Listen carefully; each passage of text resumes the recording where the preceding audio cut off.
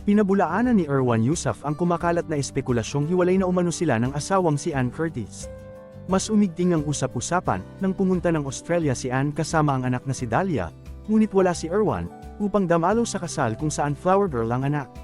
Pinansin din ng netizen ang hindi pagsuot ni Erwan ng kanyang wedding ring sa isang Instagram post nito. Nitong September 7, sa kanyang Instagram page, tinuldukan na ni Erwan ang haka-haka tungkol sa kanila ni Ann. Nag-post siya ng photos nila ni Ann na kumakain sa isang restaurant, Ania Mart Safe. Dagdag pa niya, Ann and I have never really posted much about each other online, it's just how we are. We don't feel the need to prove anything to anyone. But everyone has to work on being less gullible online, information can be weaponized. This wasn't a big deal, but imagine it's something that has real-world repercussions.